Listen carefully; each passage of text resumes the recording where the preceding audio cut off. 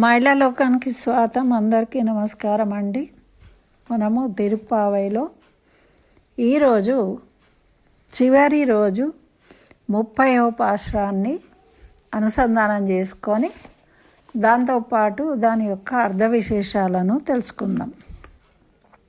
ఇది 30వ పాశురం కాబట్టి మామూలుగా మనం ఇంట్లో చదువుకున్నప్పుడు మొదటి నుంచి చివరి వరకు చదువుకోవాలండి ఈరోజు తప్పకుండా.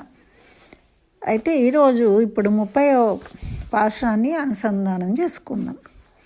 వంగక్కడల్ కడైంద మాధవనై కేశవనై తింగల్ తిరుముగత్తు చేయిళై యార్ சென்றிரைஞ்சி அங்கப்பறை கொண்ட வார்த்தை அணி புதுவை பைங்கமல அந்தெரியல் பட்டர்பிரான் கோதை சொன்னா செங்கத்தமிழ் மாலை 30 தப்பாமே இங்கப்பரிசுரைப்பார் ஈரிரண்டு மால்வரைத்தோள் செங்கன் திருமுகத்து செல்வத் திருமாலால் எகும் திருவருள் பெத்து ఇమ్మెరువాయేరోలు రెంబావాయి. ఇది 30వ పాశురం అండి. దీన్ని ఫలశ్రుతి పాశురం అంటారు. అంటే దేనికైనా కూడా మనము ఏ స్తోత్రం చదివినా కూడా దానివల్ల ఫలితం ఏం వస్తుంది మనకు అనేది చివరి పద్యంలో శ్లోకం కానీ ఏదైనా చివరి వాక్యం అది ఉంటుందన్నమాట. ఆ విధంగా మరి నెల రోజుల నుంచి వ్రతం చేసినాం కదా మనము. ఈ ఆ రేపల్లలో ఉన్న గోపికలు చేస్తే వాళ్ళేం ఫలితాన్ని పొందిండ్రు, మరి రేపల్లలో గోపమ్మలు చేసినటువంటి వ్రతాన్ని గోదాదేవి చేసి ఎటువంటి ఫలితాన్ని పొందింది, మరి ఇప్పుడు గోదాదేవి మనకు అందించిన ఈ వ్రతాన్ని మనమందరం చేస్తే మనకు ఏమి ఫలితం కలుగుతుంది అనేది మరి అది కూడా ఇందులో చేర్చింది గోదమ్మ. చూడండి ఎంత అంటే కృప కలిగింది. తన ఒక్కతే చేసుకోలేదు, వ్రతం చేసి లాభపడాలి నేనే కృష్ణుడిని పొందాలి అనుకోలేదు. తనతో పాటు గోపికలందరినీ పీల్చుకురావాలి అని తన ఫ్రెండ్స్ అందరినీ పీల్చుకొచ్చుకున్నది. మరి అందరినీ నిద్రపోయిన వాళ్ళని కూడా లేపుకుంటూ తీసుకెళ్ళింది. మరి వచ్చిన వాళ్ళందరినీ కూడా తనకన్నా గొప్పవాళ్ళుగా భావించి అందరినీ కలిపి తీసుకెళ్ళింది.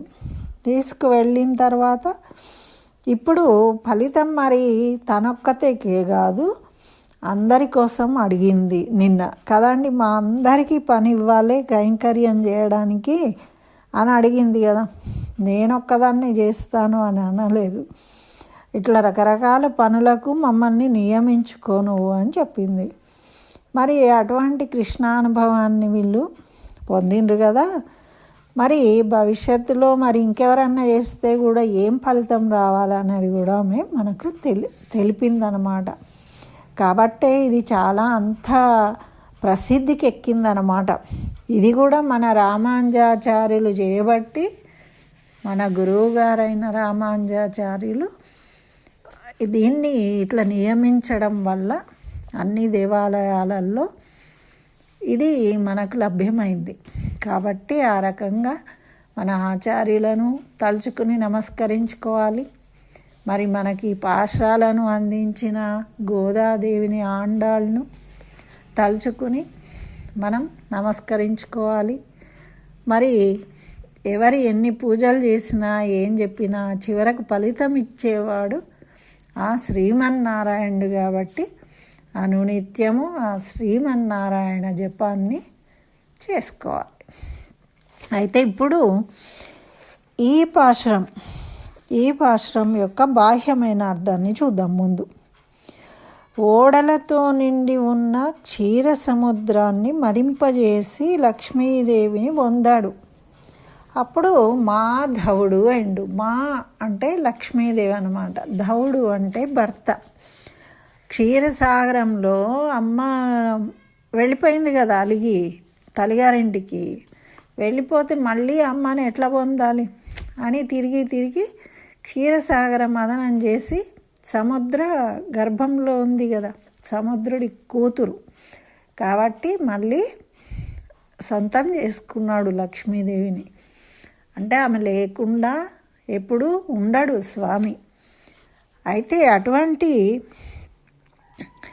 మరి ఆ లక్ష్మీదేవిని పొందడం కోసమే క్షీరసాగర మదనం చేసిండు. బ్రహ్మరుద్రాదులను కూడా నిర్వాహకుడయి మరి ఆనాడు రేపల్లెలో గోపికలు వ్రతం చేసి భర్త కావాలని కోరుకున్నారు కదా. మరి అటువంటి వాళ్ళు కూడా గోపికలు కూడా ఏం వండినారు మరి, మొన్న ఏమడిగిండ్రు వీళ్ళందరూ, దివ్యాభరణాలు కావాలి మాకు అని మంగళం పాడి భగవత్ కైంకర్య పురుషార్థాన్ని సాధించుకున్నారు. అదే ప్రకారము ఇక్కడ శ్రీవిల్లిపుత్తూరులో ఇది చాలా పవిత్రమైన ప్రదేశం అన్నట్టు. మొత్తం ప్రళయం వచ్చి మునిగిపోయినా కూడా ఈ విల్లిపుత్తూరు అనేది మునగదట. దానికి ఒక విశేషం ఉంది, అదొక కథ అన్నమాట. అది మనం వీలున్నప్పుడు ఒకసారి చెప్పుకుందాం దాని పవిత్రత ఏంటిది అనేది. అయితే ఇక్కడ అటువంటి శ్రీవిల్లిపుత్తూరులో తామర పూసలు ఉంటాయి కదా, తామర పూసల మాల చాలా విలువైందండి, మరి పవిత్రమైంది. తామర పువ్వుల నుండి వస్తాయన్నమాట పూసలు. అది భట్టనాథులు ఎప్పటికీ దాన్ని ధరిస్తారట. అయితే గోదాదేవి ఏం చేసింది, ఆయన కూతురు, మరి ఈమెకి ఎంత భక్తి ఉండాలి కాబట్టి ఈమె ఏం చేసిందంటే, ఇప్పుడు ఈమె తిరుప్పావు రాసింది తమిళంలో, కానీ అక్కడ గ్రామీణ భాష అది. ఇప్పుడు మన గ్రామాలలో ఉన్న భాషకు కవులు రాసే భాష కొంచెం తేడా ఉంటుంది, పండితులు రాస్తే. కానీ మీ చిన్నపిల్ల కదా, ఏదో తనకు తోచిన భాషలో తనకు వచ్చిన భాషలో రాసితేనే ఇగో ఇంత వైభవంగా ఉంది, ఇన్ని అర్థ విశేషాలు ఉన్నాయి. మరి ఇంకా చదువుకునే శాస్త్రాలు తెలిసి ఉంటే ఎలా ఉంటుందండి. అందుకే మనము చదువుతూ ఉండాలన్నమాట, ఎన్నో విషయాలు తెలుస్తాయి మనకు. అయితే అట్లా గోదాదేవి ఈ 30 పాశురాలను ఒక మాలగా రాసి ఆ పాటలు పాడి ఆ పాటలలో ఉన్న మాధుర్యాన్ని కృష్ణయ్యకు వినిపించి ఆ మాలలతోని ఆమె కృష్ణయ్యను అందుకున్నది. అంటే ఎక్కడి నుంచి, క్షీరసాగరంలోనేమో పరమాత్ముడే లక్ష్మీదేవి కోసం పోయి వెతుక్కున్నాడు. మరి ఇప్పుడు ఇక్కడనేమో లక్ష్మీదేవే స్వామి దగ్గరికి వెళ్ళాలని త్వరబడి వెళ్ళిందనమాట. అంటే వాళ్ళు ఎప్పుడూ కూడా జంటగా ఉంటారు, విడివిడిగా ఉండరు. అయితే ఇక్కడ ఈ పాశురాలన్నీ మనకు వేదం చదవాలి అంటే చదవలేము, చాలా కష్టం కదండి. ఉపనిషత్తులు, వేదాలు ఇవన్నీ చదవాలి అంటే. అయితే అటువంటి వేదాంత సారాన్ని ఆమె చిన్న చిన్న పదాలతోని మనకు తెలియజేసింది. ఇప్పుడు ఏమంటాం, మనం ఒక మాట అంటామండి, ఏ పని చేసినా కూడా మనం పొట్టకూటికే కదా అంటారు. అంటే ఎంత రాజు కోట్లు సంపాదించినా కానీ తినడం కోసమే కదా. సంపాదించిన కోట్లు తినరు, కానీ తినడం వల్లనే ఆనందం కలుగుతుంది, శక్తి కలుగుతుంది, మనం ఏదైనా పని చేయగలుగుతాం. కోట్ల రూపాయలు ఉన్నాయని చూసుకుంటూ మురిసిపోతూ ఉంటే బతకలేం కదా. అలా దాంట్లో ఉన్న సారం ఏంటి అంటే, ఆ శ్రీమన్నారాయణ్ణి చేరుకోవడమే మన జీవితానికి సార్థకత. మనం సాధించవలసింది పరమ పురుషార్థము ఏమిటి అంటే ఆ భగవత్ కైంకర్యం చేయడము అని తిరుప్ప ద్వారా మనకు చెప్పిందనమాట. అయితే తిరుప్ప వ్రతం చేస్తే ఏమొస్తుంది మరి అంటే సర్వఫలాలు వస్తాయట. ఆచరించదగింది ఎవరైనా ఆచరించవచ్చు. దీన్ని ఆచరించలేకపోయినా కనీసం రోజు ఈ 30 పాసురాలను చదివినట్టయితే తప్పకుండా ఆ గోదాదేవి మంగళశాసనం చేసిందనమాట. ఏమని, ఈ పాశురాలను ఎవరైతే చదువుతారో వాళ్ళందరికీ కూడా వాళ్ళ కోరికలు నెరవేర్చాలి, వాళ్లకు ముక్తిని ఇవ్వాలి, నీ కైంకర్యం చేయడానికి అనుమతించాలి వాళ్ళకు అని ఆ మంగళాశాసనం చేసింది. భగవంతుణ్ణి చేరాలి మీరందరూ కూడా అని. అటువంటి నారాయణుని సాటి లేని దివ్యకరణను పొందుతాం మనం అన్నమాట. ఎట్లా పొందుతున్నాము అంటే ఈ గోదాదేవి చెప్పిన విధానంలో మనం వ్రతం కనుక ఆచరించినట్టయితే ఆ స్వామి యొక్క అనుగ్రహాన్ని పొందుతాం. అయితే ఇక్కడ క్షీరసాగరాన్ని ఎందుకు తీసుకొచ్చింది, మరి ఓడలకు ఏం భంగం కలిగిందట. మరి ఓడలుంటే క్షీరసాగరం చేసినప్పుడు చిలుకుతూ ఉంటే పక్కనున్న అన్నీ పడిపోయి మునిగిపోవడం అని జరుగుతూ ఉంటుంది కదా. కానట వాళ్ళకి ఏమి ఇబ్బంది కాకుండా చిలికాడట.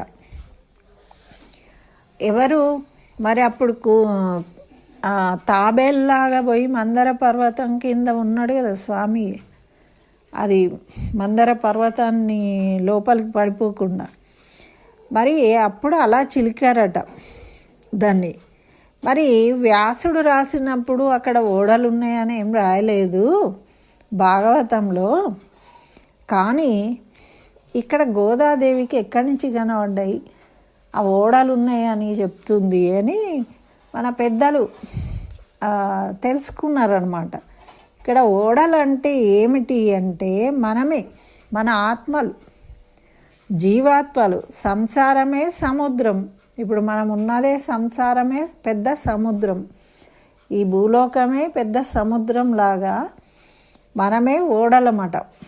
మన జీవ ఆత్మలే ఓడలు. మరి వీళ్ళను తెలివిగా తప్పించడానికి ప్రయత్నిస్తూ ఉంటాడు. ఆ మాధవుడే సముద్రాన్ని జిలికినప్పుడు అటు ఇటు ఊగుతూ ఉంటుంది కదా. అయితేనట అప్పుడు ఆ కేశాలు వీడిపోయినాయంట. కాబట్టి కేశవుడైండు అని చెప్తుంది అమ్మ. కేశి అనే రాక్షసుని చంపడము, ఇక్కడనేమో కేశాలు అటు ఇటు ఊగుతూ ఊడిపోతున్నాయట. అందుకని కేశవుడైండు అంటే దీని అర్థం అంతరార్థంగా ఏం చెప్తుందమ్మా అంటే, మొదలు ఏం చెప్పిండ్రు, పాదాలు కనిపించినాయి. ఫస్ట్ పాదాలను చూసి కృష్ణుడని లేపిండ్రు కదా మేల్కొల్పడానికి. అంటే పాదాల నుండి మనం కేశాల వరకు స్వామిని కనులార దర్శించాలి. అది ఒక పద్ధతి. ఎప్పుడు కూడా మనము తలెత్తి మొహాన్ని చూడకూడదు. పెద్దవాళ్ళు మాట్లాడినా కూడా, గురువులు మాట్లాడినా కూడా తల ఉంచుకోవాలి, పాదాలను చూడాలి. లక్ష్మణుడు ఏం చెప్తాడు, అన్ని నగలు తీసుకొచ్చినాం దొరికినాయి అంటే ఇవి సీతయేనా అని అడిగితే రాముడు ఏమంటాడు, నాకేమీ తెలియదు అవన్నీ అంటాడు. లక్ష్మణుడికి తెలుసు అంటే లక్ష్మణుని అడుగుతారు. అడిగితే అప్పుడు లక్ష్మణుడు ఏమంటాడు, నాకు ఏమీ తెలియదు, కానీ ఈ కాళ్ళకున్న పట్టీలు ఉంటాయి కదా పెట్టుకుంటారు, ఇవి మాత్రము సీతమ్మయే అని చెప్తాడు. అంటే ఎప్పుడు పాదాలు మాత్రమే చూసిండట సీతాదేవి. అది భక్తి. మనము పెద్దవాళ్లకు తల కిందికి వంచుకుని మాట్లాడాలి, డైరెక్ట్ పైకి ఎత్తి మాట్లాడకూడదు. అంటే భయము భక్తి రెండూ ఉండాలి. అందుకే మన పెద్దలు అంటారు అట్లా, భయము భక్తి అనేవి రెండూ ఉండాలి. పెద్దలు అంటే ఒక్కొక్కసారి మనం నచ్చని వాళ్ళు వచ్చినా కూడా భయంతోనైనా సరే మనము ఆ గౌరవం ఇవ్వాలి వాళ్ళకు. ఎప్పుడు కూడా నిందించకూడదు, డైరెక్ట్ మొహం మీద మాట్లాడకూడదు పెద్దలు అన్నప్పుడు. అయితే వీళ్ళు ఏం చేసిండ్రు, మొదట వీళ్ళని లేపడానికి వచ్చినప్పుడు పాదాలు దర్శించుకున్నారు కదండి, ఎర్రగా తామర పువ్వులాగా ఉన్నదని. ఇప్పుడు కేశాల వరకు వచ్చేసిండ్రు. అంటే వాళ్ళు మొత్తము ఆ భగవత్ కైంకర్యంలో మునిగిపోయి అన్నిటినీ వాళ్ళు సంకీర్తన చేసిండ్రు. మరి వ్రతం ఆరంభించినప్పుడేమో క్షీరసాగరాన్ని మదించి స్వామిని ఆశ్రయించడంలో వ్రత సమాప్తి అయిపోయింది. అంటే ఫస్ట్ ఏమో పవళించిన క్షీరసాగరంలో పవళించిన స్వామి అని మొదలుపెట్టిండ్రు. ఇప్పుడేమో క్షీరసాగర మదనంతోని ముగిస్తున్నారన్నమాట.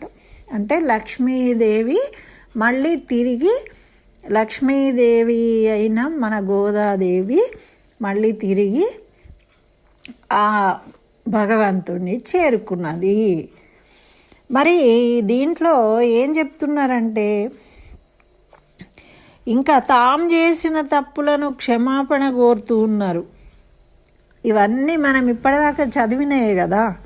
వీళ్ళు ఏమంటున్నారు, మాకేమీ లేదు, మాకు ఏం శాస్త్రాలు తెలియదు, ఏం తెలియదు, నువ్వు మా దగ్గర పుట్టినావు, మాకు సంబంధం ఉంది కాబట్టి ఆ పుణ్యం తప్ప ఏమీ తెలియదు మాకు అని ఒకటి చెప్పిండ్రు. ఇంకేం చెప్పిండ్రు, తాము చేసిన తప్పులకు క్షమాపణ కోరిండ్రు. ఎందుకు క్షమాపణ కోరిండ్రు అంటే, స్వామే వచ్చి తీసుకెళ్ళాలి. లక్ష్మీదేవి కోసం స్వామే వెళ్ళి క్షీరసాగర మదనం చేసిండు కదా. మరి అలాగా స్వామి అనుగ్రహము తను అనుగ్రహించదలుచుకున్నప్పుడు ఆయన వచ్చేదాకా ఉండాలి కదా. కానీ వీళ్ళు ఏం చేసిండ్రు, త్వరగా చేరుకోవాలని ముందే వెళ్ళిండ్రు వీళ్ళు. అంటే ఫలాన్ని తొందరగా పొందాలి అని వీళ్ళు వెళ్ళిండ్రు. ఆ భగవంతుణ్ణి చేరుకునేవారు మరి తొందర ఉన్నప్పుడు అందుకని క్షమించమని కోరిండ్రు. మరి గోపికలు దివ్యాభరణాలు ధరించారు కదండి. దివ్యాభరణాలు కావాలంటే ఎంతసేపు అండి, భగవంతుడు ఆభరణాలు ఇవ్వాలంటే కుచేలుడికి ఎంతగానం ఇచ్చిండు. కాళ్ళు కడిగి తల మీద పోసుకున్నాడు నీళ్ళు కృష్ణుడు.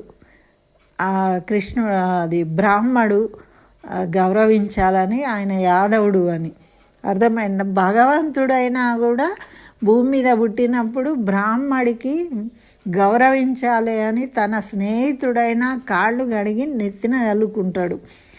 కానీ మన వాళ్ళందరేమో ఇష్టం ఉన్నట్టు మాట్లాడుతూ ఉంటారు. అయితే ఇక్కడ బట్టనాదలు ఎప్పుడూ తామర పూసలు వేసుకొని ఉండేవాళ్ళు కదా. అంటే ఏంటి తామర పువ్వు అంటే, అది బ్రహ్మ పుట్టిన పుష్పం కదా. తామర పువ్వులోంచే బ్రహ్మ పుట్టిండు. అంటే సృష్టికి మూలమైంది తామర పువ్వు. మరి ఆ తామర పువ్వు ఎక్కడి నుంచి వచ్చింది? ఆ శ్రీమన్నారాయణ నుంచే వచ్చింది, ఉద్భవించింది. కాబట్టి అది పవిత్రమైనది. కాబట్టి ఆ పువ్వు అంటే ఎవరు? శ్రీమన్నారాయణుడు. ఆ శ్రీమన్నారాయణుడు ఎప్పుడు మన హృదయంలో ఉండాలి అని ఉంచుకుని వారెప్పుడు విష్ణువును స్మరించేవాళ్ళు కాబట్టి ఆ తామర పూసల దండ వేసుకునేవారట. అంటే నిరంతరం. అట్లా వీరు మొత్తానికి ఆ క్షీరసాగర మదనాన్ని గుర్తు చేసిందనమాట ఇవాళ. అట్లా మరి ఈ క్షీరసాగర మదన నాథుడు అట. మరి శ్రీకృష్ణుని వైభవము అధికమవుతుంది. ఇప్పుడు మనము ఊరికే తలుచుకుంటూ ఉంటే ఏదైనా పని చేసింది, అబ్బా ఎంత బాగుంది, ఎంత బాగుంది, ఎంత బాగుంది అంటూ ఉంటే దాని విలువ పెరుగుతూ ఉంటుంది.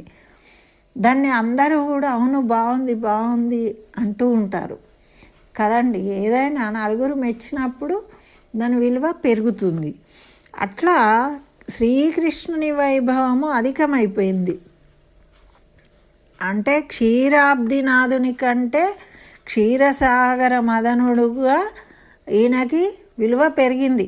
క్షీరాబ్దిలో ఉన్నప్పుడు ఏముందండి, ఏం లేదు, యోగ నిద్రలో ఉన్నాడు. అప్పుడు ఎవరు లక్ష్మీదేవి ఏం లేదు. కానీ ఇప్పుడు లక్ష్మీదేవి వచ్చిన తర్వాత ఈయన విలువ పెరిగింది అంటున్నాను.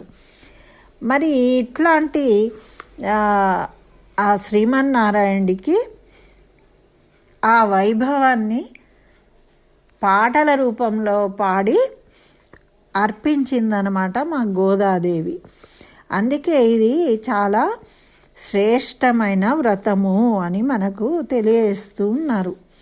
అయితే ఇక్కడ మరి ఏం చేసిండట అంటే, శ్రీరంగనాథుడు ఆండాళ్ళను తోడి తీసుకురమ్మని చెప్పిండ్రు.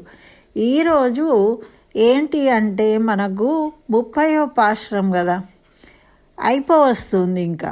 అంటే వీళ్ళు చేరుకున్నారు. అక్కడికి చేరుకున్నప్పుడు శ్రీరంగనాథుడిని భర్తగా పొందాలనే ఆమె కోరికను స్వీకరించాడు రంగనాథుడు. కాబట్టి పెరియాళ్వార్ను కలలో కనిపించి ఆజ్ఞాపించాడనమాట.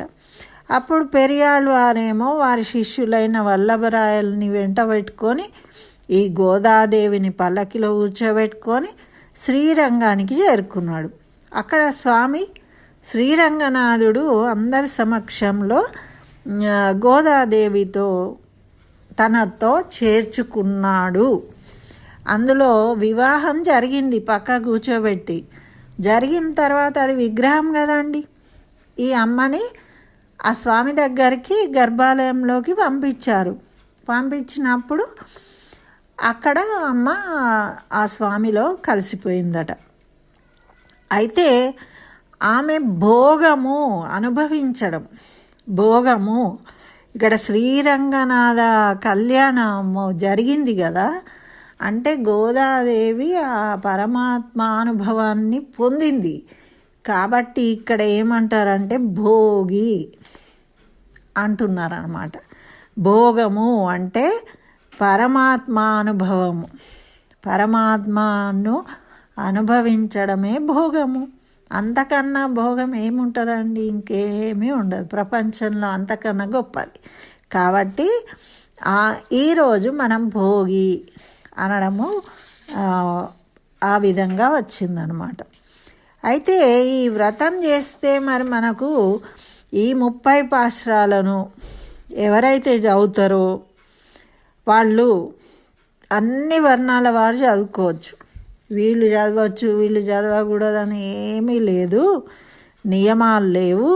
స్త్రీలు, పురుషులు, పిల్లలు భగవంతుని శరణాగతి చెయ్యాలని ఎవరనుకున్నా వాళ్ళు, నీకు అర్థమైనా కాకపోయినా నువ్వు రోజు చదివితే నీకు ఫలం వచ్చేస్తుంది అంతే. మరి ఏం ఫలం వస్తుంది అంటే, వివాహాలు కాని వాళ్లకు వివాహాలు జరుగుతాయి. మరి కన్నె పిల్లలకు, సంతానం లేని వారికి సంతానం కలుగుతుంది, ఐశ్వర్యం లేని వారికి ఐశ్వర్యం కలుగుతుంది, ఏది కోరిన వారికి అది లభిస్తుంది అని ఫలశ్రుతిగా చెప్పిందట గోదాదేవి. ఈ వ్రతాన్ని లోకానికి దారపోసింది. మరి ఆమె ఇంత వ్రతం చేసి కృష్ణుణ్ణి దగ్గరికి పోయిన తర్వాతే ఈ వ్రత ఫలితం ఉంటుంది.